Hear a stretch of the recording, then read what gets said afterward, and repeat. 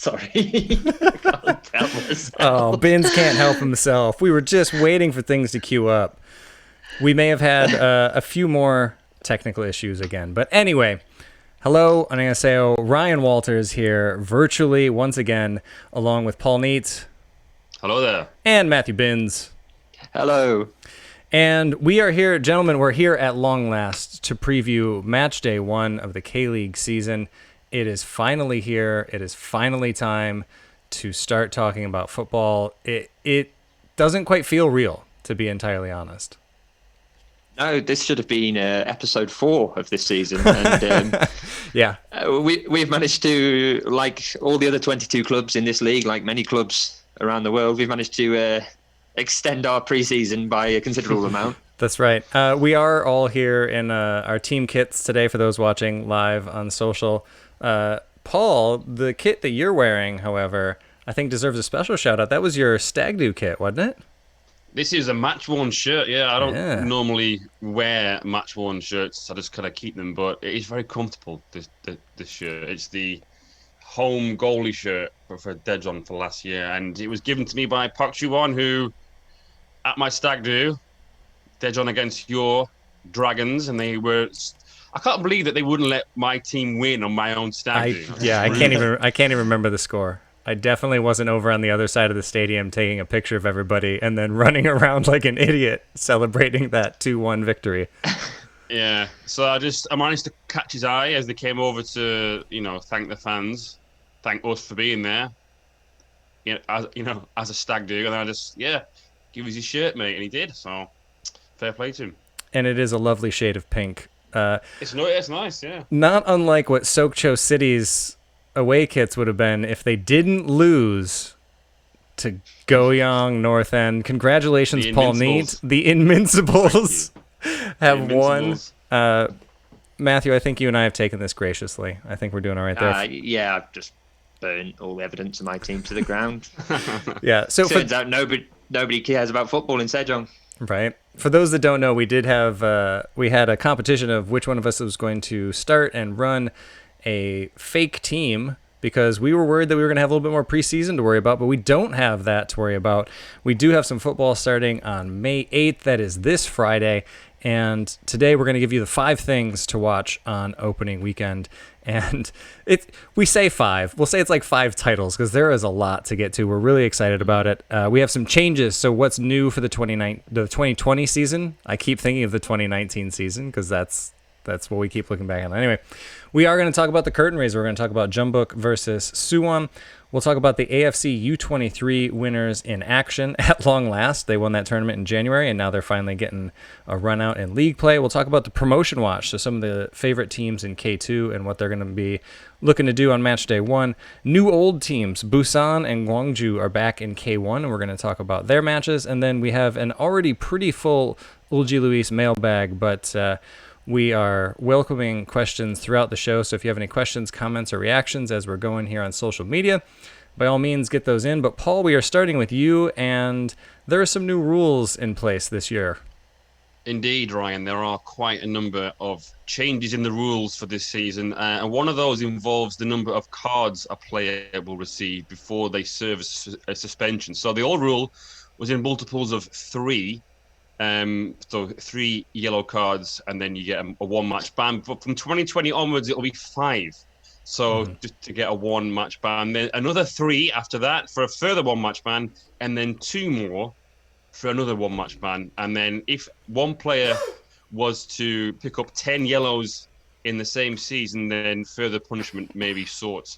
But it hasn't really affected that many players over the last sort of 5 years anyway. It's only, looking at this little list I've got here, 2016 and 2015, there were players that managed to pick up 10 yellow cards, but the last 3 years there haven't been any. So we should be all right. I don't see there's going to be that many people getting 10 yellow cards. But yeah, that's that. We also have the ASEAN quota, which Ryan is smiling gleefully. But it shouldn't be, though, because nobody's really started on it yet. But not yet. Yeah, we have not yet, no. So we have the ASEAN quota rule, so an extra foreign player, but from a Southeast Asian country. We have touchline bans as well. Managers cannot use electronic devices to communicate with the bench if they are serving a touchline ban. There's also some things on ticket allocations, but that really won't take effect until games aren't being played behind closed doors anyway. But just a quick rundown, home sides must allocate 5% of the stadium capacity for away fans. So, for example, if we choose FC Seoul's Sangam Stadium, capacity of 66,000, which means that there must be now 3,335 seats available for the away fans.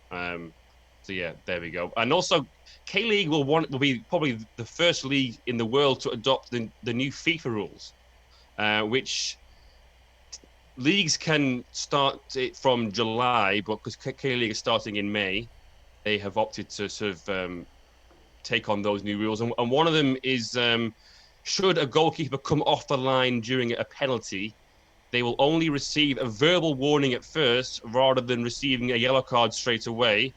And accidental handballs that led to a goal will also only result in the goal being disallowed if they come directly before the goal scoring opportunity. Okay, so I really like that goalkeeper one. I think it's pretty harsh on keepers. I mean, as we've talked about with pens in the past, there's way too much of an advantage for the shot taker as it is. So giving a keeper a yellow card for trying to come off of their line at the exact right moment, right? Like it's really difficult. So I like that change being in there. Yeah, very sensible. So yeah, there are a lot of rules. That was just a sort of the highlights. We do have a comprehensive list on KLeagueUnited.com, so do check those out when you can. Yeah, and one of the other things to note, one of the rules going on right now in place because of COVID-19 is that these matches will be played behind closed doors until further notice. And some of the interviews that we're going to be hoping to get on match day one, this is the first time in my life that I am okay with selfie sticks, because we need them to interview coaches and players because the mix zone is going to be out on the field and we have to stand 2 meters away, which, makes sense. Let's be safe. Let's be cautious. We have to stand 2 meters away and then just shove a selfie stick as far off as we can. I didn't think of that. Yeah, it's a great idea. Yeah, it's going to change ground to ground, but I think especially a lot of the football specific grounds are going to be there on the pitch. It may also, if there's a running track, be on there as well, but it looks like clubs are going to designate space outside for the interviews, and it may be interviews on request rather than when the players are coming through, you try and catch their eye. I think you're probably going to have to speak to a club official, but these are all things that may vary stadium to stadium, but for the most part, temperature checks on the way in, and it's going to be a slightly different setup for these first few weeks. Yeah, Matt, that's a good point about requests, because the mix zone, as we all know, is when the players are on the way out of the stadium. So they have to walk through there, but they won't want to walk on the pitch to do an interview if no one wants to talk to them. Right. No, exactly. So, yeah. Interesting. Yeah, so interesting times there. And again, we will be able to confirm this later in the week, but we are planning on being in a few stadiums this weekend and kind of giving an inside look of what these new rules look like, both the coronavirus specific and these other rules. I mean, hey, hopefully we get a couple of pens this weekend and we get to see some of that in action. But it'll be a very interesting experience this weekend with all of these new rules in place and everything else. But let us not bury the lead any longer, because quite literally the entire world is talking about this right now. There's never been so much attention on Jeonbuk and Suwon. And Matt, I expected you to just be beaming ear to ear at the mention of Jeonbuk right now, because their curtain raiser is always the K-League 1 champion. Will be facing the FA Cup champion, and that's taking place this Friday, May 8th. And Matthew Binns is going to be on a bus down to Jeonju for it. So let's talk about this match. Yeah, it's quite the curtain raiser to choose. I mean, Suwon will be afforded the opportunity to go above Jeonbuk for the first time since the 12th of April 2014, but only if they can edge out a win in Jeonju, that is. They may not have a better time than now to do it either, as the home side have looked far more human in their ACL displays than in previous years. Unlike other matches, we have some insight into these two sides as well, because Jeonbuk and Suwon have both been in action twice in Asia already, as well as holding a plethora of friendlies in recent weeks. So looking at Jeonbuk first, we'll go with the home team. They've played twice already in Champions League, playing Yokohama Marinos at home, where they lost 2-1. They were lethargic in attack, was one of the major takeaways, and they were undone by quick pressing from Yokohama Marinos.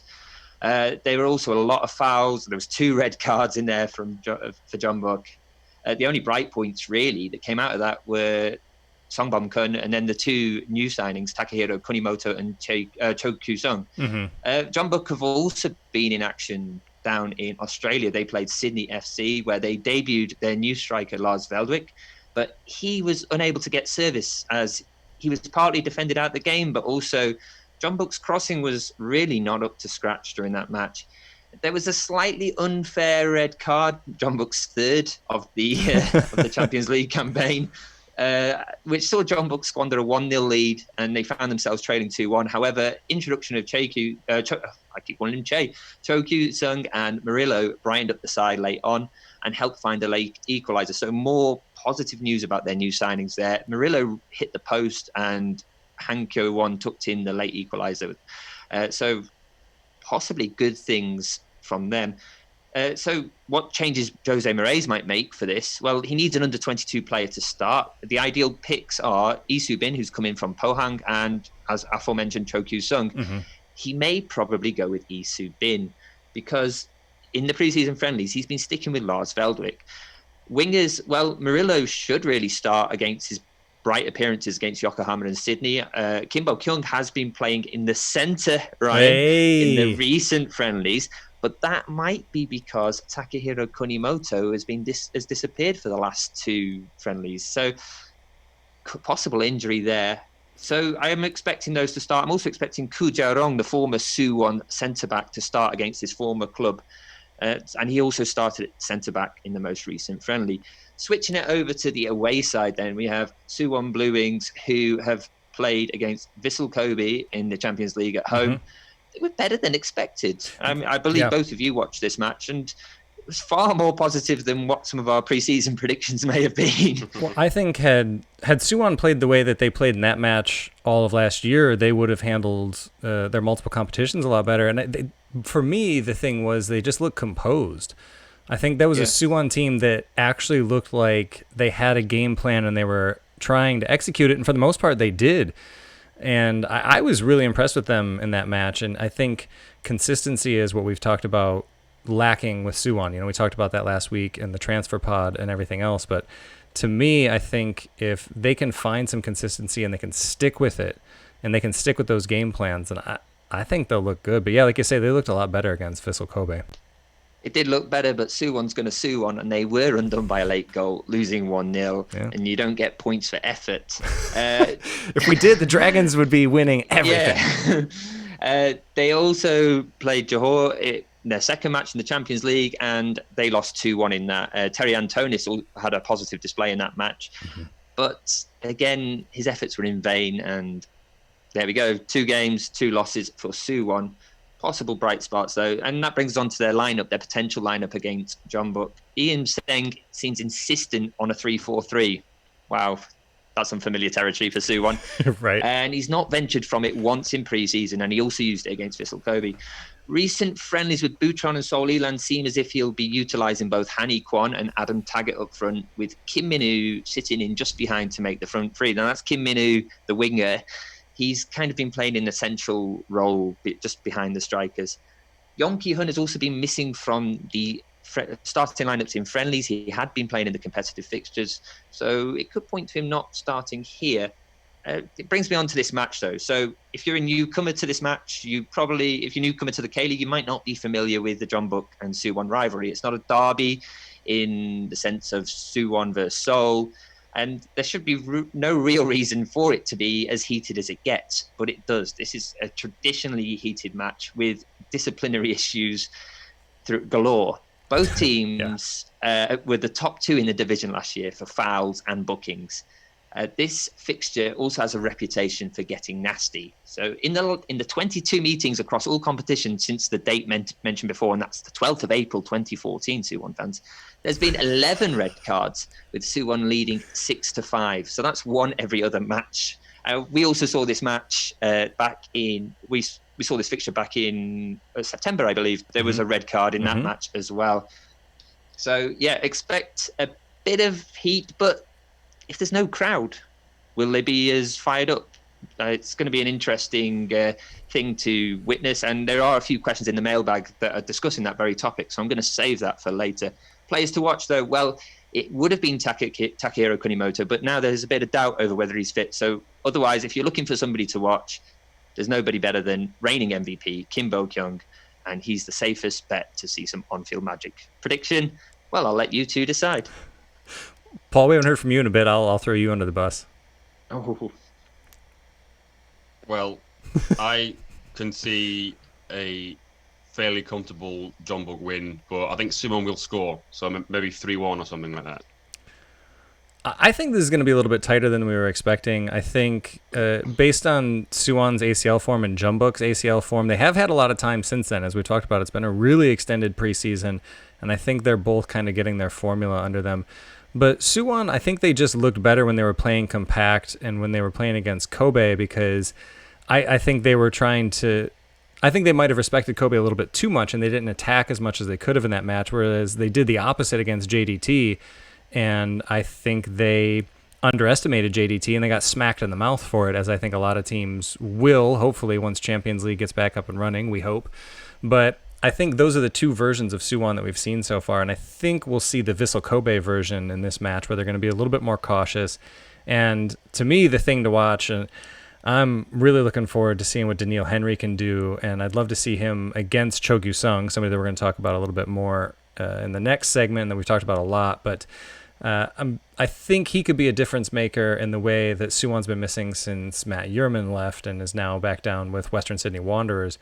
So I think it'll be a really intriguing matchup to see back there. I think it's going to be pretty close. I'm going to say hopefully it's an entertaining 2-2, actually. I could see this one being a draw. But well, the good news for Suwon is that Adam Taggart has got 3 goals in the last 2 friendlies. So, I think watching the 2 games that Suwon played in the ACL, he looked a bit frustrated. He looked like he was trying a bit too hard. He had a golden boot season last year, 20 goals.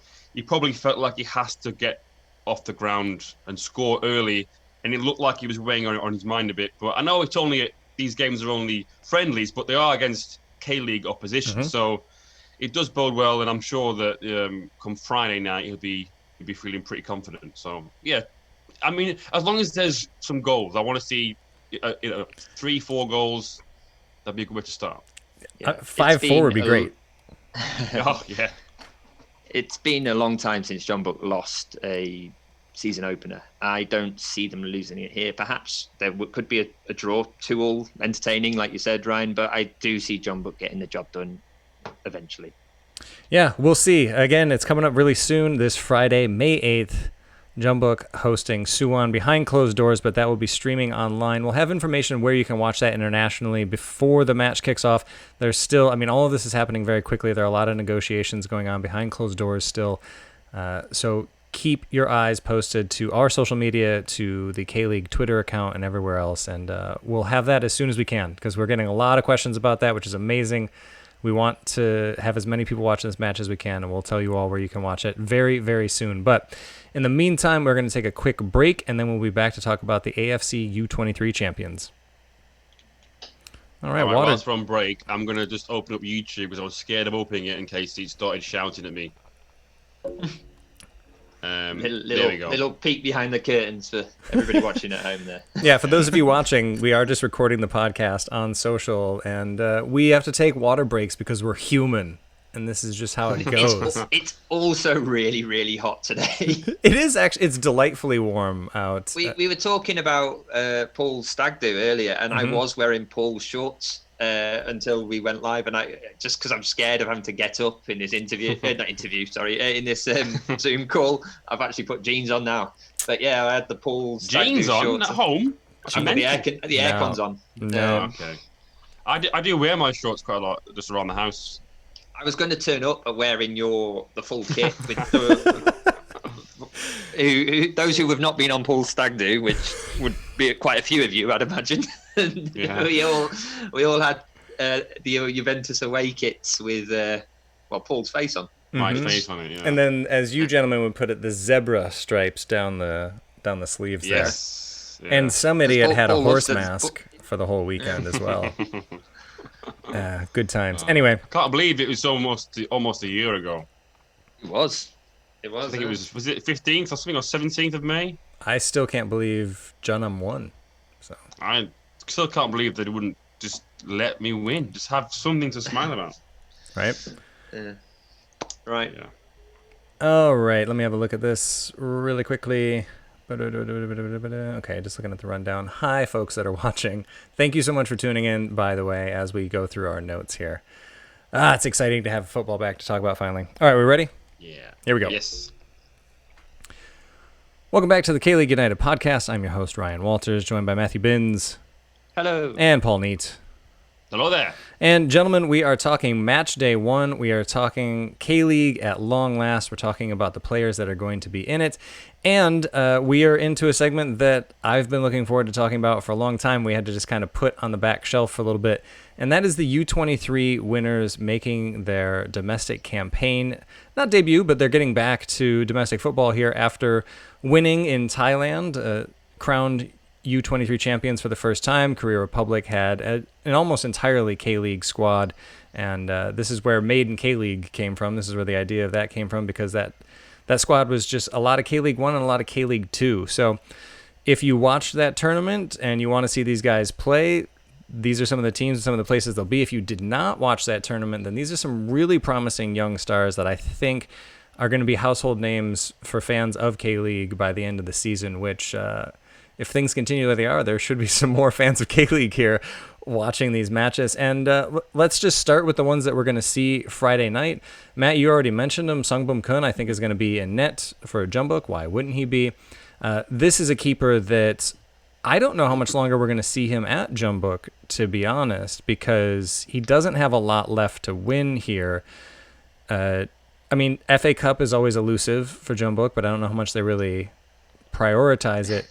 But this is a keeper, I think, he seems on a very similar path to Cho Yeon-woo, somebody that we talk about all the time, but with higher stakes experience already at a younger age. And he really impresses me every single week. Yeah, I think he's a senior national team debut away from a big move, to be honest. He was linked with Sagan Tosu in the J League a couple of times over the window, but that never materialized to anything. But yeah, he's full of promise, one of the best goalkeepers in the league, not just one of the best young goalkeepers, but one of the best plying their trade in Korea. Yeah, absolutely. And his teammate, somebody that we've already mentioned, is Cho Gyu-sung, somebody that burst onto the scene with FC Angyan last year, led the team in scoring, and has a big move. I think this is a massive step up for him, and it was something that I was a little bit worried about for him beforehand, but seeing the way that he handled himself in Thailand in January, I think he could be ready for this. And I think depending on the service he gets, and Matt, like you said, if Kunimoto is back out on the wing where he belongs, and Kim Bo-kyung is in the middle of the pitch, and those are the guys that are feeding the ball into him, then I think Cho Gyu-sung is going to be in for a really, really good season. And those are the guys that we're going to see Friday night, but there's also quite a few in K-League 2, which is, this is Paul and my territory here. And Not for long. maybe for one of us, yeah. Daejeon looks like they're on their way up and out of K2. Jeonnam, well, we'll talk about them in a couple of segments here. But a team that we have talked about, if you didn't listen to our season preview for K-League 2 all the way back in the day, or the transfer pod last week, Seoul Eland is a team that I think a lot of us are keeping an eye on in K2 this year.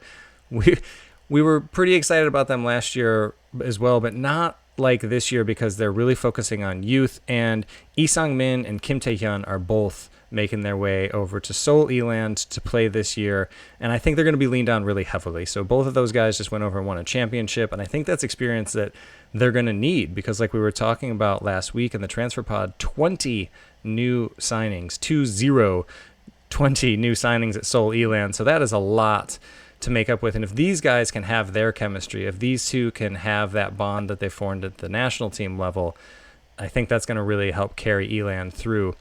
And it can't get much worse than it was last year. Paul, this is a team that you watched a lot last year, that we have both watched a lot. And actually, all three of us watched a lot, because Matt went to quite a few of the games as well. But that defense was just so porous last year. the amount of goals that they conceded was just obscene. And it's a shame to see Kim Yong-kwang leave, the goalkeeper, but I just it probably him leaving probably represents a new era for Eland. You know, they've got in a exciting young manager. He has then brought in some of the players that he's worked with the youth level with the South Korean national team. It all makes perfect sense. And you just hope for Eland fans and Michael Redmond, of course, that they do have a better season this year. And it looks like that they will. Lee Sang-min, Kim Tae-hyun, both very smart signings, I think. And as you said, 20 new signings. Might take a while for them to all bed in. Yep. But if the ones that have already worked with Chon Jong-yeon, then that will bode very well. Yeah, and I think it'll be very fun to watch those two play together against some of the attacking talent in K2. But hopping back up to K1, a team that I think Eland would be wise to emulate the way that they've been doing things, and that's Daegu FC. Daegu FC has Jung Taeuk, who you may have heard in our intro, the young man that scored the winning goal in that tournament. Kim Jae-woo, Jung Sung-won, who I think a lot more people know about these days after just 2 pictures of him on Twitter blew up for about 160,000 likes.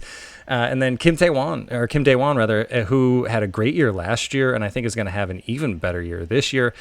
Daegu doing things right. I mean, we just say it all the time about Daegu, and I'm a little bit surprised that Matt didn't come on this week wearing a Daegu FC kit because of the quote-unquote forbidden love that he has with them. Yeah.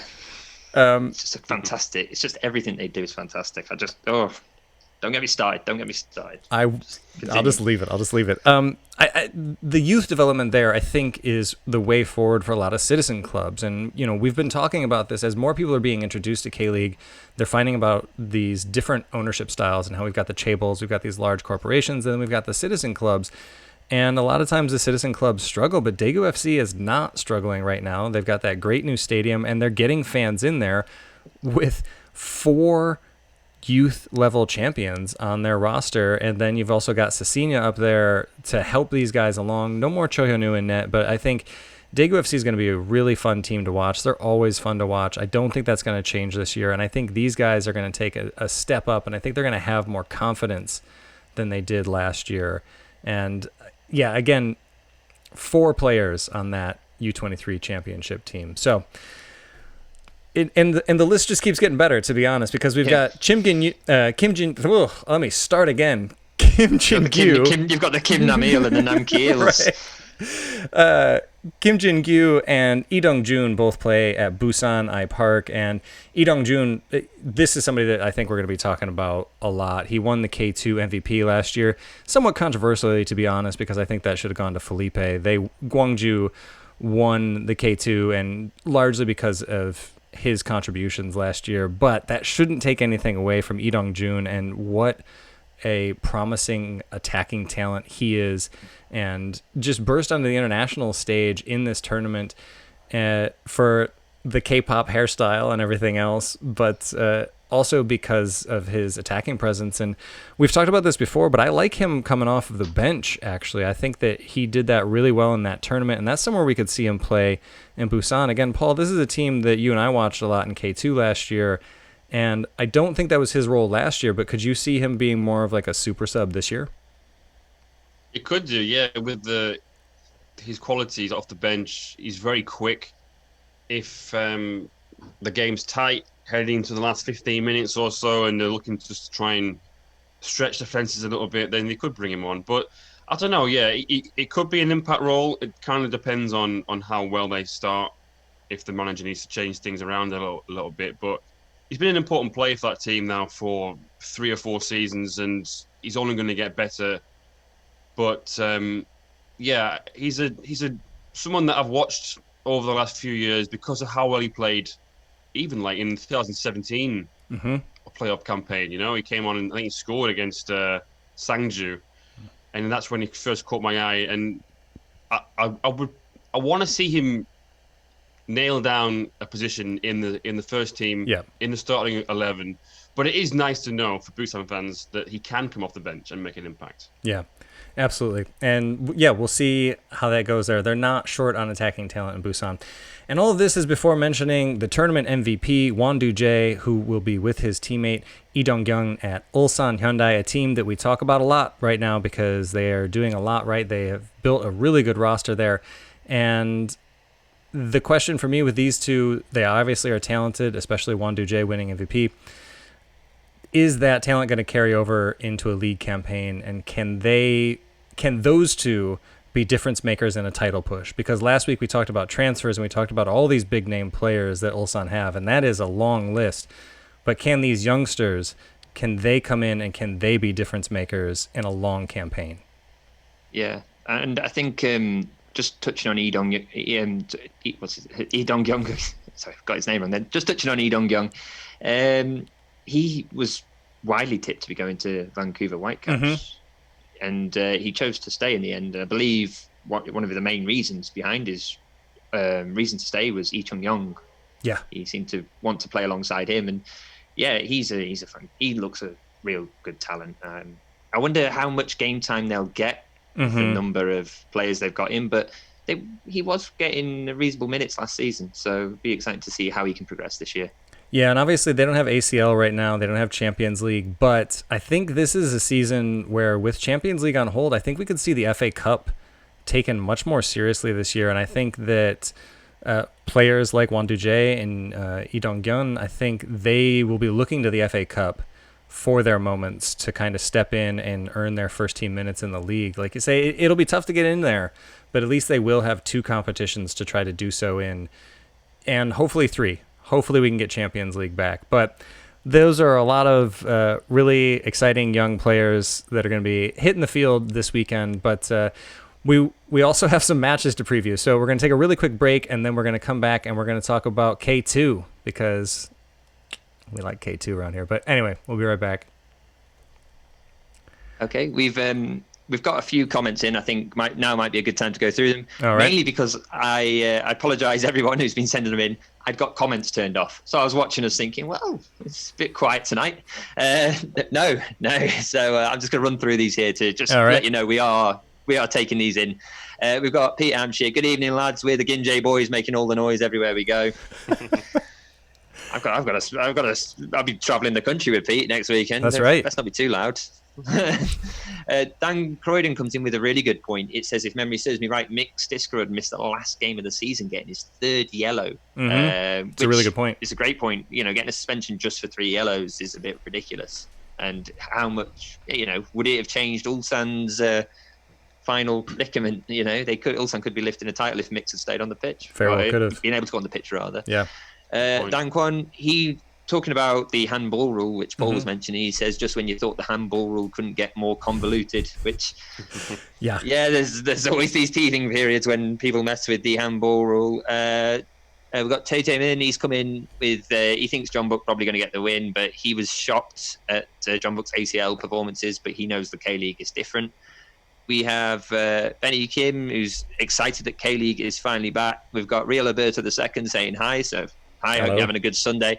And just if you're watching this live on Facebook, or even if you're on YouTube, Paul's keeping an eye on the YouTube, and we've got it on Twitter as well. We'll be keeping tracks of your comments, and we will be doing a better job at responding to them in these next segments. That's right. Speaking of, let's go ahead and hop into it because we have two more segments before the mailbag. So all right, let's do this. And welcome back to the K-League United podcast. I'm your host Ryan Walters, joined by Paul Neat. Hello there. And Matthew Binns is going to talk about one of the title contenders that we have in K-League 2 this year, at least as we see it in the preseason. There are quite a few teams that we're tipping to be up towards the top of the table, and I would say that this is the marquee match of the opening weekend. We've got JG United, a very strong JG United, against the Seoul Elan team we were just talking about. Yeah, we have, it's the battle of the bottom sides. The bottom from their respective leagues anyway, but both these sides have had fantastic transfer windows, and they'll be hoping their off-season purchases can change the opinions of both sets of fans after such disappointing campaigns in 2019. Jeju United have been widely tipped to storm the league this season, with manager Nam Ki-il having proven experience on bringing sides Gwangju and Songnam up in the past. that he took a step down when he could have just waited for a K1 side to become available probably shows his faith in the project, but it's also perhaps due to his loyalty to SK Buton in his former playing days. Mm-hmm. There are so many questions over selection with Jeju United because they've got such a plethora of talent to choose from. Up front, do we put Ju Min-kyu up there, or is it Jung Jo-guk, or is it both? Does Eda start up top or out wide? Where does Aguila fit in? Where does Im Chang-min get shoehorned in to get that creativity? Regardless, they've been playing a 3-5-2 in pre-season, which indicates to me that they're going to be looking to harness as much of that talent as possible to go forward and attack, and they're going to attack this season. It should really provide quite the test to Seoul Elan's younger centre-backs. Speaking of the Leopards, they face a Seoul Elan team that, well, not Leopards per se, but Jeju faces a Seoul Elan team that are being tipped to turn a few heads this season. Seoul Elan, they're a young side with solid foreign signings and one of Korea's up-and-coming managers in Chung Jung-young. Seoul have also been having some positive pre-season results, defeating Incheon United twice, including last weekend. Mm-hmm. The shape, well, I got on to Seoul Elan correspondent Michael Redmond, and he reckons it's going to be a 4-3-3 with all three foreigners starting up top, Richard Sakutupasu and Leandro. And he reckons Lazar Arsic is going to be tucked behind in that attacking midfield role. Won Ki-jong is also likely to start on the wings, especially after scoring 2 against Incheon United this weekend. It's going to be a little bit hard to tell where Seoul Elan could be exploited, but they could possibly be a little bit too attacking and get caught out by Jeju's experience. Michael was quick to point out when I spoke to him that, as we saw in the Under-20 World Cup, Chung Jong-young likes to keep tight games but can get caught out by faster teams. But this could be the best time to face Jeju. Well, unless you were planning an away trip and a weekend away, that is. From a fixture standpoint, facing Jeju early on where they might not be hitting their rhythm, it could be quite good for a team like Seoul Elan. But also Seoul Elan are also trying to find their feet with this new squad. Still, could be a very interesting match and a perfect way to start the K2. Yeah, you had to bring out the fact that an away day is off the cards, didn't you? Because the weather has been gorgeous. I'm sorry, Michael. Here in Korea, even up here in Seoul where we all are, it's been great. I can only imagine what the weather's like on Jeju and what a weekend in Jeju would be like. But hopefully soon. As for now, we'll just settle for having some K-League back behind closed doors, and then hopefully, in another month we'll be talking about planning those away days down to Jeju. But speaking of things up here in the capital area, Paul, a match that I think we might be going to together. I haven't decided if I'm going out to Incheon or if I'm going to Suwon, but I think this is going to be a really fun one in K2. This is Suwon FC versus the newly renamed Daejeon Hana Citizen. Yeah, given that Daejeon are being bankrolled by, a bank, they are looking to lay down a marker, but will be under a bit of pressure, I think. Tactically, it's going to be a 4-4-2 or a 4-2-4 with wingers or outside forwards. No lone strikers. Well, that's not strictly true because Andre Lewis is a striker who is on loan. But lots of teams have been very busy in the window, and including Suwon. But Daejeon are under the microscope more so, I think, because of who the manager is, Hwang Sun-ong, and also some of the more high-profile signings like Kim Dong-jun and Connor Chapman. After being... Let's face it, after being very disappointing for 2 seasons, though, really, Suwon FC, they will tip for promotion by us for the last few seasons. Not so much last year, but certainly the season before. They've quietly gone about their business and people aren't expecting them to really challenge for promotion, but that might suit them. This game might be about how they manage those expectations, but Daejeon look like they are really confident. There's a good off-the-field rapport between Andre Luis and Bruno Baio, the 2 Brazilian forwards. That might be very important. Andre set up Bruno Baio for a goal in a friendly against Cheongju FC just last weekend. And Andre Luis scored against Jeonbuk. They did lose, but it was an excellent goal. If you look at Core Football News' tweet, he has a GIF. And the goal is something to behold. But yeah, those 2 in particular at the attacking end of the field. But yeah, like I said, Suwon have also recruited very well. Kim Gun-ung from Ulsan, defensive midfield player. Che Jong-wan from Seoul Elan. Yu Hyun, former FC Seoul keeper, very experienced.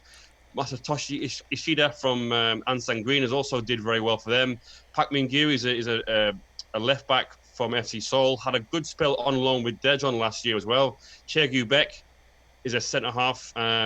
Was on loan at Jeju. He could be injured, though. He's not been in the pre-season squads for a couple of weeks, so I have to make just check on that one. But Marlon, he's won the FIFA Puskas Award in 2016. Is a Brazilian forward, supposed to be very, very good, has a very good CV. Played for Vasco da Gama, Fluminense, and Corinthians, etc. So, yeah, it's going to be a very interesting game. I think it's all about which team can manage the expectations, both in this first game and throughout the rest of the season. But I can see Daejeon edging it 1-0 or 2-1 or something like that. I think this one, if there's a goal that goes in early, I think because of all those names that you just mentioned for both sides, I think there's potential for this one to get really fun really quickly. And a name that we've been talking about a little bit that came over from Ansan Greeners is Masatoshi Ishida, or just Masa, as is on the back of his kit here. I really liked him with Ansan last year. Thought he played really well and was one of the... I mean, last week we talked about all of the losses that Ansan had, but I think he was definitely a notable loss, and I think he could fit in really well with Suwon. Looking forward to seeing him play. And then, I mean, again, we've gone over all of the names for Daejeon, and it is an extensive list, and I think that'll be... That has potential to be a really fun one. Another one that's going to be really fun no matter what for me, because it involves the Jeonnam Dragons, not necessarily in the promotion push this year. I think last year you could argue that that the Dragons were, but this year we're talking about the Jeonnam Dragons because they're opening their season a very short distance away over in Changwon, where they'll be facing Gyeongnam FC, and this is the first ever meeting in the second division between these two sides. They've just gone back and forth a little bit. It's their first meeting since 2018, actually, when Gyeongnam finished second with Mark Hao in his MVP season, and the same season that Jeonnam got relegated. So, needless to say, things didn't go well for the Dragons that season, but the matches were really entertaining. Gyeongnam scored 3 in all 3 of those matches, and the most entertaining of which was a 3-3 draw. That was their final meeting that year in 2018, when Jeonnam was trying to stave off relegation and just couldn't quite do it. But prior to those in 2018, 2014 was the last time that they had met. So despite these two being extremely close, it's only about a 45-minute drive between Gwangyang and Changwon there. And 2 really nice stadiums, 2 really beautiful, small, intimate football-specific stadiums. The building blocks are there for this to be a rivalry, and I would love to see it happen between these clubs, but they've just been kind of missing each other in K1 and K2 for a little while. And I don't necessarily want to see either of them stay in K2 for a bit, but if they could, this could be a really good rivalry building because of how close they are. But because of that, because they have been missing each other in divisions, they've only played 28 times, and Jeonnam does have a narrow series lead there with 13 wins, 6 draws, and 9 losses. So there's not a ton of history coming into this, but I think the thing to watch here is that these are 2 clubs going in pretty different directions. Jeonnam, as we've talked about before, they're going to be focusing mainly on youth. I think they cleaned house this winter. The club just got rid of almost everybody that had been around for any amount of time, and they've just decided to focus on youth. Jun Kyung-jun is going to have his first full season with the club, and I'm really looking forward to seeing what he can do from the sidelines. Jeonnam finished last year really well, and I think with this being his team this year, and even a lot of the players that have been brought in, they're on the younger side. So I think, again, that's where the focus is. Whereas Gyeongnam, they're on the other side of this, and they're really looking to get back to K1.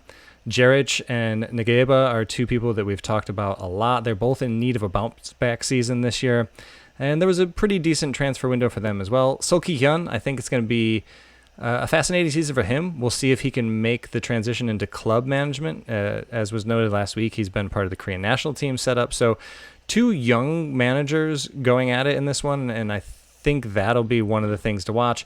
Another thing to watch, some key players in this one.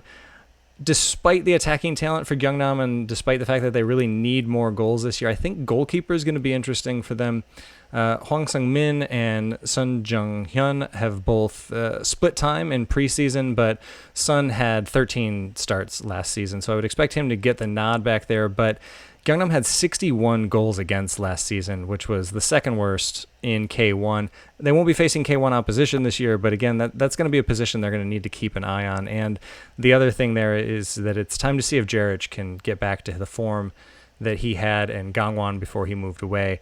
And I think he's somebody that almost needs a goal on opening day to get going and to kind of get his confidence back, because that promotion relegation playoff final against Busan, especially the second leg, the home leg for Gyeongnam, Jarich just looked entirely apathetic, did not look like he cared at all, and hopefully a little bit of a fire can get lit back under him now that they are down in K2, and he needs a strong season. Speaking of people that need a strong season, Lee Jong-ho is back with the Jeonnam Dragons, and he's also somebody that's looking to revive his career after a rough couple of years, so has a lot of talent, has been part of the national team before. I don't think he necessarily got a fair shake at Jeonbuk. Matthew, I know you and I have talked about that he looked really good for them. He did, and unfortunately, Jeonbuk decided to bring back Edwin that season, and he went straight after getting a run of goals, run of good performances. He was straight back to the sub bench. But any other season right now, he would be the biggest transfer in the K2. But it's just so many teams spending so much money that you keep forgetting that Lee Jong-ho is back. It's massive, really. Yeah, exactly. And I think it will be massive for Jeonnam, as they just really need somebody that they can rely on up there. And I think it's also important to have him there as the figurehead, because 22-year-old Julian Christofferson looks pretty promising in preseason play. He and Lee Jong-ho both scored in a friendly against Changwon FC, and he's somebody that I think they're going to rely on for a lot of hold-up play and a lot of back and forth with Lee Jong-ho. So those are the two to watch for the Dragons for me, and I think that'll be a fun match. Again, I think the managerial battle there is one of the things to really watch. So all sorts of things on in K2. There's always all sorts of fun going on in K2. But those are the ones that we've pegged. Of course, we don't necessarily have time to go over all of the matches. So if there are anything that we missed, any questions, comments, or reactions for K2 specifically, if you're watching on social media right now, go ahead and get those in the comments. If not, then hit us up on social at K-League United. But for now, we're going to take a really quick break, and then we're going to come back, and we're going to talk about K1.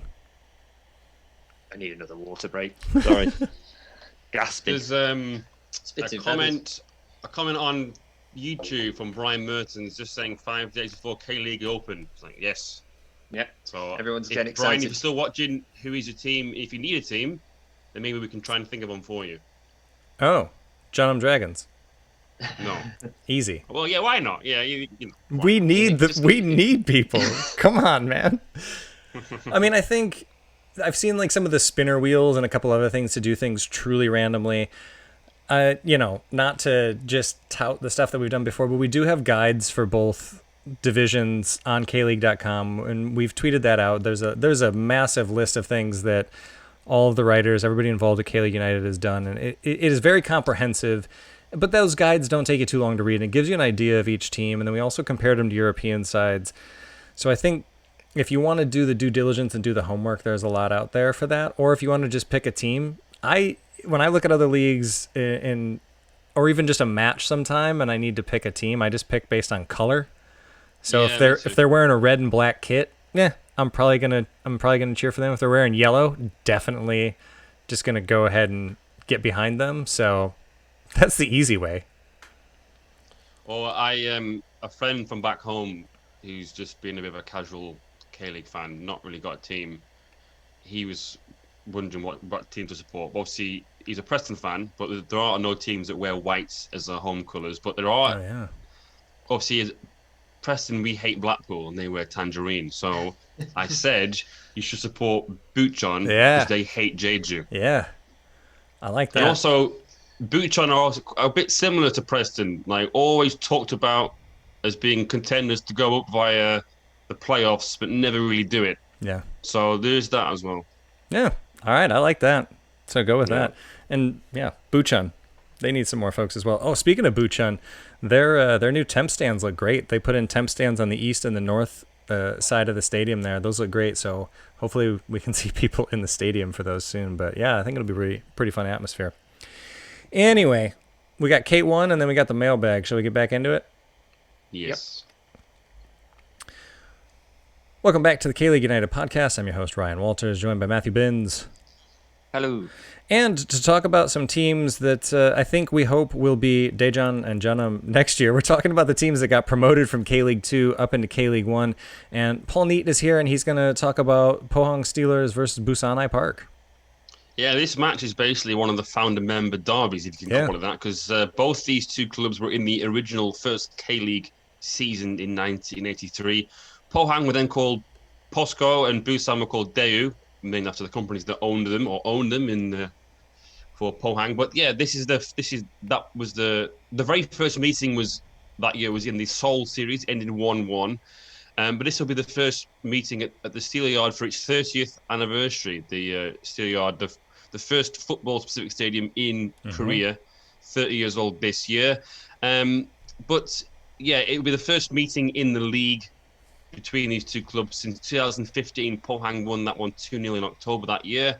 They did meet in the FA Cup that in 2017. Busan won that 1-0 after extra time. Overall, though, they've got a very even record: 41 games played and 14 wins each. So interesting. But yeah, for Pohang, obviously they are the hosts in this one. They got Palacios and Kim Sang-won could then make up to step up to K-League One, both ex-Anyang. And also Ilyachenko and Prosovic, they are now going to be with Pohang for a full season, a full pre-season behind, and even longer pre-season behind them with Pohang. So they helped transform Pohang last year, I thought, in that second half of the season. So it'd be good to see how they can hit the ground running. Same with Song Min-gyu as well, a 20-year-old winger. He looks good and looks to be their under 20 kind of quota, because obviously Issa Bin has gone to Jeonbuk. But in terms of Busan, will Busan I-park the bus? I mean, experience will keep them up, and I think they've signed very, very well, I think, in terms of their defensive reinforcements. Kim Ho-jun, experienced goalkeeper. Kang Min-soo, who is the captain now from Ulsan. Kim Dong-woo, signed from FC Seoul, and Yoon Suk-young. Those three in particular, the three outfield players, very, very smart signings. Vinter Shinko, also from Ansan Green, is interesting signing. I'm not sure he's going to get them more than 10, 12 goals in K1, but he seemed like a very confident person. If he can sort out his disciplinary issues, then maybe he might be able to sort of find some goal-scoring form. But this is before we even talk about the talent that they already had. Lee Dong-jun, Homolu, Lee Jong-hyuk, Kim Mun-hwan, Kim Jin-gyu. These are all players that are young. But Lee Jong-hyuk obviously an experienced Korean international, but the others are all quite young. But I've been in that team now for 3 or 4 seasons, and when I started putting my notes together for this, I kind of forgot just how strong that squad is. I think there's been a lot of talk about transfers, people coming in at other teams, but we forget that they've already got a very good core there. Definitely. I'm looking forward to this one. It's going to be a very interesting game. Two teams that will be feeling like that they need to sort of get off to a good start. Pohang, if they hadn't have started off so slowly last year, they might have been in contender for even the top 3, certainly ACL. But Busan, you don't want to lose your first game back up. It's not a must-win game. None of them are at this stage of the season, but I think it's a very definite must-not-lose game. Yeah, and like you say, I think these are two teams that were really entertaining last year. Wanderson was a really big part of that for Pohang, but Ilyachenko just looked really good, and I think, like you say, it'll be fun to see how he adjusts after spending more time here. And then Busan's just been all sorts of fun to watch in K2 for the longest time, and hopefully they keep that attitude and they keep that play style coming up into K1. Another team that we'll be hoping that they keep their play style in their return to K1.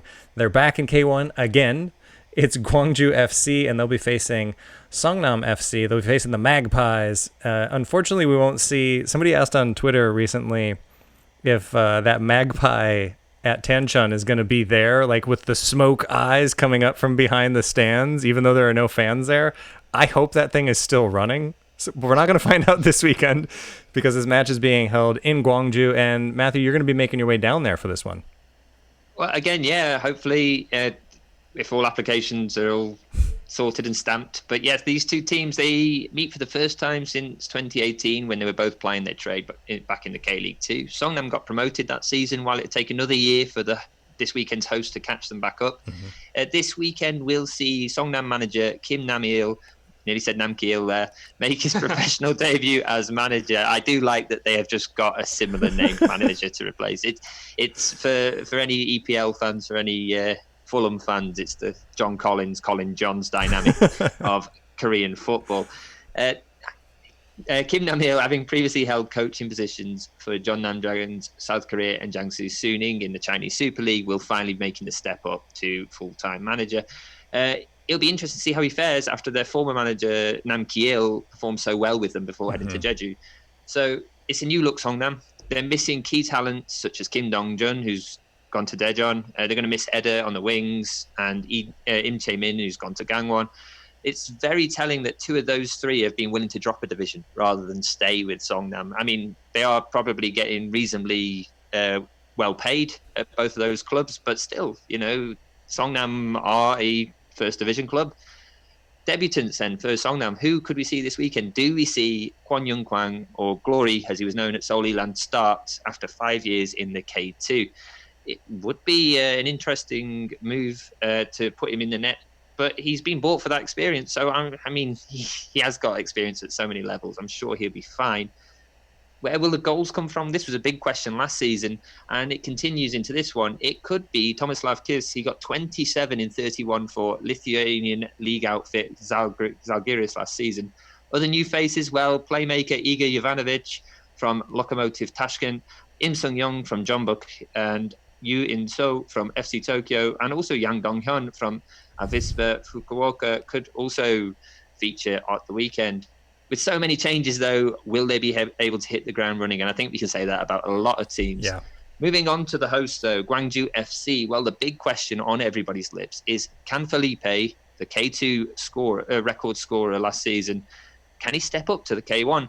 I mean, there are a number of examples of strikers in recent years that have done well in K2 and continued that form into K1. You can just look at Adriano, Jonathan, and Marcao, just to name a few there. Cecina as well.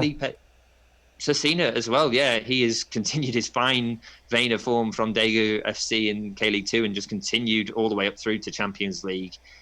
Can Felipe, who scored 19 in 27 appearances last year, yet still didn't win MVP, maintain that form and claim the trophy that is his at the end of the season? The other thing I'd like to really pose is Gwangju's squad strong enough? It was kind of mentioned last week on the pod that Park Jin-sop has not seemed to have brought many in, with central midfield still being quite soft and lacking in options. Is this due to the revamping of the new stadium, though? Gwangju FC are building a football-specific stadium next to the Gwangju World Cup Stadium for later on this season. So it could be just stretching of finances that are leading to this issue. Could former Gwangju attacking midfielder Im Sung-young also look to exploit this soft underbelly? It could also be Songnam's new signing Iskandarov as well, who could play as a number 10, and that could also cause Gwangju some damage. It's going to be interesting. I do think Songnam, new look Songnam versus a slightly softer Gwangju could easily be a draw.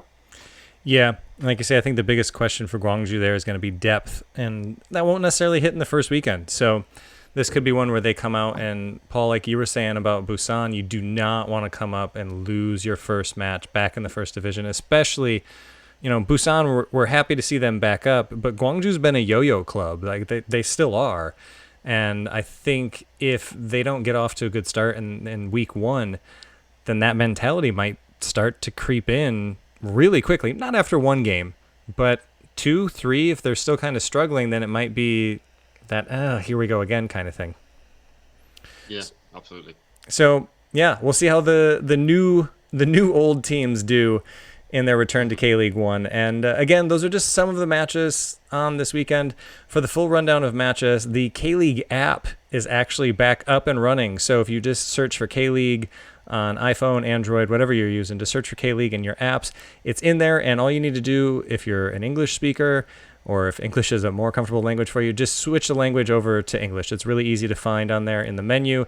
It has the full schedule. It has all of the articles that we're posting on there. It'll have match highlights. It really has everything you need, and I'm super excited to have it back because we didn't have it for a long time, and it was really annoying trying to hunt down all of those things in different areas when on the bus ride back from Suwon or something like that. So it's all there. It's all in one spot, and yeah, we're happy to have that back. But we're going to take a really quick break, and then we're going to come back for a quick edition of the Old G. Luis mailbag. And which one are you hosting this, by the way? I can host it. I've got them all here in front of me. Okay. Yeah, let's just go ahead. Let's do like 10 minutes on this one because we're a little bit behind. Yeah, no worries. All right. And for those of you watching on social, if we're not able to get to any questions that you have that came in this week, we'll put those in the mailbag for next week. And next week's podcast is going to start on Friday night because we're going to be touching base throughout the weekend and just kind of recapping the weekend as it happens. So we'll have all sorts of things to talk about. So if we don't get to it this week, we definitely will in the future. Before we start, there's a comment on YouTube. S. Hyun or Sean, maybe. I think Songnam have the worst squad in Division 1. I mean, I put them for 12th. So... Yeah. I mean, yes, I could see that argument. It's going to, as with everything else, it's going to depend on how the new signings hit. I mean, we could be talking about Gwangju and Songnam as relegation contenders later on in the season because of the off seasons that they didn't really have. But like we talked about last weekend, Incheon didn't build that well in the off season, and you don't want to take too much away from a preseason friendly, but they did just lose to a second division side over the weekend. Speaking of Incheon, just if anybody is tuning in, Incheon United have launched a documentary. I don't know whether you've seen this, but they've called it's called Pisang 2020, and this is based on their 2006 documentary. They had a documentary in 2006 that looked at when they finished runners-up in 2005, their highest ever, their best ever finish, and it's they're going to be doing it part by part, starting with the 2020 season and just going through and showing what's going on behind the scenes. The first episode, it's 20 minutes, but the thing is, it's all in Korean. So if your Korean is up to scratch or you are Korean, then definitely tune into that. And if you're learning Korean like myself, then well, it's it's difficult, but it's interesting all the same. It's Sunderland till I die for the Korean speakers. Yeah, I'm a little bit. They did not look great in their friendly against Bangkok United. I'm going to be honest. Yeah, they're talking about change, and then suddenly there's just a really weak goal straight away under the keeper to make it 1-0 to Bangkok. But yeah, anyway, I recommend that. That's on the Incheon United channel if you're interested in seeing some behind-the-scenes pre-season stuff with K-League teams, and that's been held by Naver TV Originals or something. Excellent. Yeah, Incheon's always doing really good stuff on social. So yeah, again, if you're looking for a team to support, Incheon does do a really good job in that regard. But all right, let's do this mailbag real quickly. Are we ready? Yeah. Yep. Welcome back to the K-League United podcast. I'm your host, Ryan Walters, joined by Paul Neitz. Hello there. And into the bin bag, it's Matthew Binns with the Old G. Luis mailbag. Yeah, okay. First one out the mailbag this week. We've got Ross in via Twitter, and it's quite a good one. It's on the under-22 rule. Just quickly, for anybody who might be tuning into the K-League for the first time this weekend, K-League team, the shortened version of this rule is K-League teams need to have one under-22 player in their starting 11. Otherwise, they can only have 2 substitutes. So on this under-22 rule, Ross wants to know what teams are kind of unaffected and what teams are going to be blooding youngsters. Personally, he thinks it's the looks of Gangwon, Suwon and Busan that could struggle to abide by this rule. I think Suwon in particular, Suwon Blue Wings, I don't think their squad is deep enough, and their only real prospect they've got is Oh Hyung-gyu, the striker, and he doesn't look ready for first-team football yet from what I've seen. I know he didn't play that much last season, the season before, but I don't think they've got enough depth as it is, and therefore I don't think their younger players are really ready for first-team football just yet. So, yeah, Suwon for me. I think Suwon, it is a good shout, but they have been using Park Dae-won in defence for the last couple of friendlies, and he does qualify for the rule, I believe. But yeah, he's 22 as of February, so yeah, he qualifies for the rule. So I imagine he might be getting some more minutes this time out.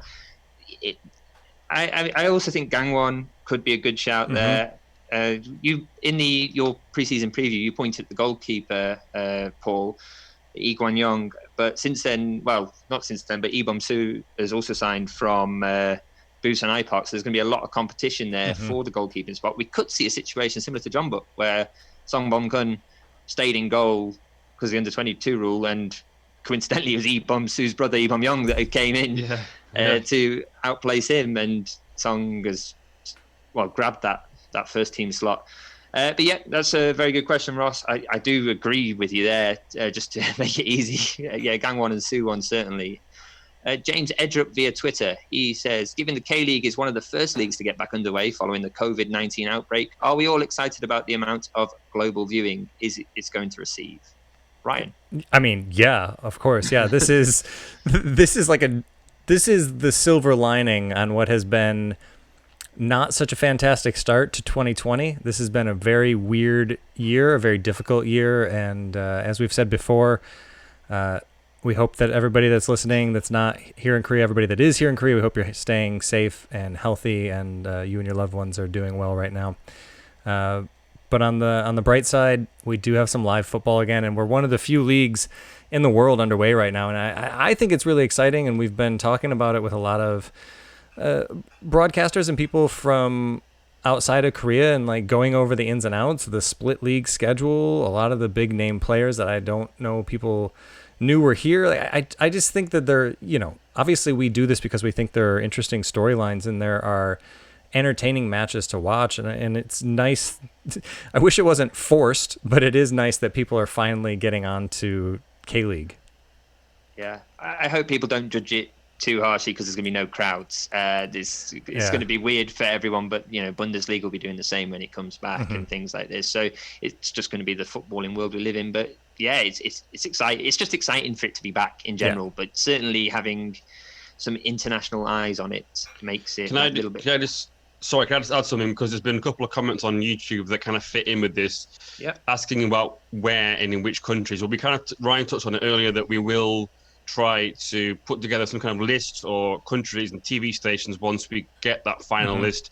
Somebody asking about in Poland. Well, hopefully we can see games being aired in Poland, and also in Australia. A gentleman called Tom Ray has said that, fun fact, Taggart and O'Neill, obviously from Pohang, are both from the same youth club in Perth. So there you go. That is interesting. But yeah, I just thought I'd say that. Yeah. I think we posted something last week about broadcasting rights. The short answer right now is Sport Radar. Sport Radar is in a lot of countries. We're not sure of that official list because, again, right now there's just so much going on trying to get everything lined up on the league side of things. And when we know, we'll obviously let everybody know because we want everybody to be able to watch. But the short answer for now, I think, would be to look into Sport Radar and contact them. Maybe would be the easiest way about it. And then there were a few other ones on there. But yeah, hopefully as many people that want to watch can watch. And again, hopefully we'll have information on that soon. Let's hope so. Okay, well, next in the mailbag, he's gunning for you, Paul. It's our Ulsan columnist, Dan Croydon, and he wants to know, do you have any regrets about your top and bottom of the table predictions? Paul, Ulsan in fourth, looking at you. On pause. No, I don't. Maybe not fourth, but not third. Yeah, third maybe. But I mean, I can't remember who I put top and bottom. Do you want to? So yeah, FC Seoul for top. You picked FC Seoul to win the league. I picked Jeonbuk and FC Seoul for first and second respectively. I put Ulsan in third as well. But I mean, a lot has changed since we did that in early February. Absolutely. I mean, that was based on Ulsan probably going far in the Champions League. My prediction. I thought Ulsan were going to probably get to the Champions League final or at least the semi-finals, and it would affect their league form. We don't know when the Champions League is coming back. That's a completely different competition for another podcast. Yes. Yeah. If it's just K-League, Ulsan. I think Ulsan sorry, Buffy. Ulsan I think they've recruited really, really well. And yeah, maybe fourth was more about Kim Do-hoon than anything else. I just think that he will ultimately hold them back. They definitely have a good squad. They had a good squad last year, and they should have won the league last year. They've had a good squad for years. Yeah, but Kim Do-hoon, I'm just not convinced that he has the not the tactical nous, but the the he's bottle. not brave enough to go for it, you know. So it's not against the squad. The squad's fantastic. Mm-hmm. Kim Do-hoon is the major question mark for me. Yeah. Yeah, well, there you have it, Dan. Michael Redmond next in the mailbag. And Dan had also asked a very similar question, so let's just put these two together. But Michael asked, how do you feel about the absence of fans? How will it affect the teams? We've seen some teams with fantastic fan support throughout Korea. These players have never experienced competitive games behind closed doors before. Will the bigger teams with the bigger fan support be affected more? I think it's a fair shout. I mean, I think right now it's just what we have to do. It's just what kind of has to be done right now. I don't know how much. I think it'll be kind of an interesting experiment in a lot of ways because, these are still professional athletes that we're talking about that are very competitive. And I think the match is still going to mean a lot to them. It's just going to be late on, especially for the home teams, when usually that fan support will kind of like get behind them and carry them. I think it'll be really interesting to see if away teams because they're going to stay on even footing, right? So I think it's going to be interesting late on in matches to see how away teams do with that. I think it's going to affect the matches, though. When A-League was playing behind closed doors for a little bit, you could see that it was played at a slightly different pace. It was a little bit different, and I expect more of the same here in Korea. Yeah, and I think I was mentioning it earlier with the Jeonbuk Suwon match. There's a lot. That's a heated rivalry, but when you take the fans out of it, how heated will it remain? And yeah, it's going to be certainly interesting. But as I said, I think it's just what's got to be done. Korea's doing very well with its coronavirus response. Mm-hmm. South Korean Prime Minister today is going to reduce social distancing to everyday life distancing, which is just another step down, but still maintaining.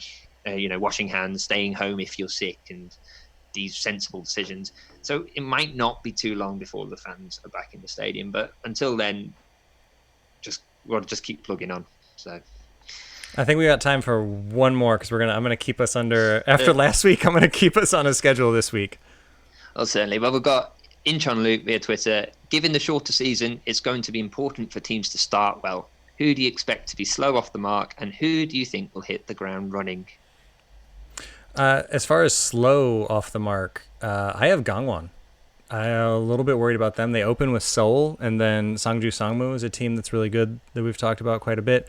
Songnam, I would favor Gangwon in that one, but then they've got Jeonbuk the week after that. That's a pretty tough open. How about you, Paul?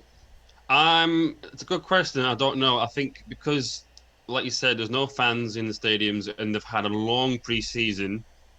Fitness-wise, they all should be fairly, feeling like they're good to go.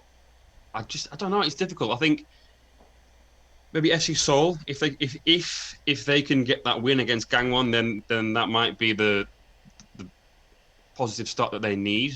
Because if they're going to be challenging for the title, then they have to get off to a good start. I think that they will. They've got most of the squad there ready. There's no injuries, I don't think, from what I've seen from their pictures on social media and stuff. So I don't think that they've got too many things to worry about. So it's also given them time to allow players like Go Yohan, who's been out injured, to come back and stuff. So I think Seoul will get off to a good start. Slow start, Gwangju maybe, but yeah. I think that's just more down to the fact that they are a little bit underprepared. Yeah, well, I think I'm going to match you on the FC Seoul. I think FC Seoul they've kept the same manager. They've had a bit of time in the Champions League. Even though it has been a bit of time since they last played. And yeah, they've done some good signings.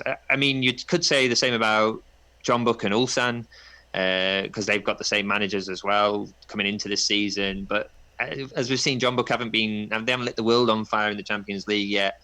Ulsan, well, we've just kind of touched on them, but they're still likely to do all right. I think any Champions League team should probably be in a better way, have more experience of dealing with these situations, have more experience of starting high pressure matches early in a season. I imagine the 4 Champions League teams to not really be fazed by it, but teams who struggle, I worry about Incheon. I really do, because Incheon they've always needed time to get going. And the thing is, with a shorter season, do they have enough time to turn it around after their initial drop? They really need to have a calm season at Incheon this year. Nice mid-table finish. I don't know whether that will happen though. Yeah, like you say, I think it's going to be it'll be difficult for them. Yeah, so we will see. We will see.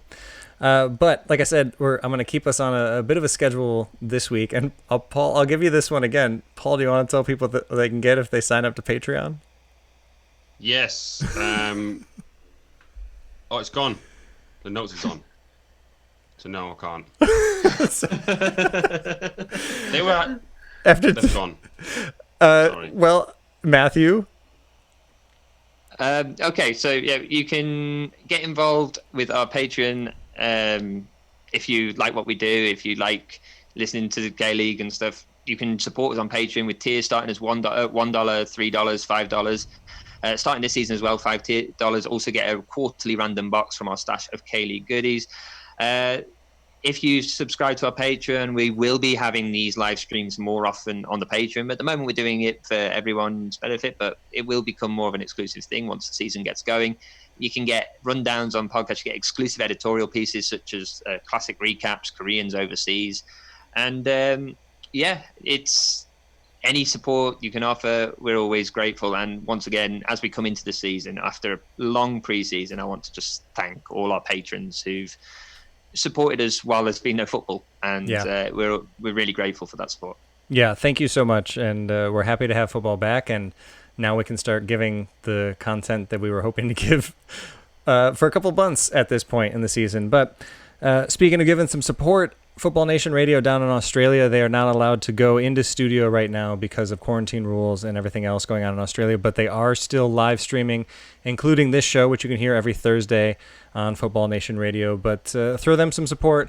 They've got some fun stuff going on. They're talking about documentaries and a couple of other things, so it's always an interesting listen for them. So go ahead and give them a listen as well if you're looking for some football content. And speaking of football content, if you would like to be decked out in one of the kits, not one of the ones you see us wearing live on social right now, but if you want one of the better ones, we're giving away a Seoul Eland kit this month if you leave us a review wherever you download your podcasts or if you get involved on social media. But for now, for Matthew Binns and Paul Neat, I'm Ryan Walters. Thank you so much for listening. Nailed it. Yeah, con's going off. Yeah, I've been waiting, but it makes a noise when Wait. I switch it off. Oh. Are you cold? Yeah, my feet are cold. I think we're still live, by We the way. are. I don't know. You're right.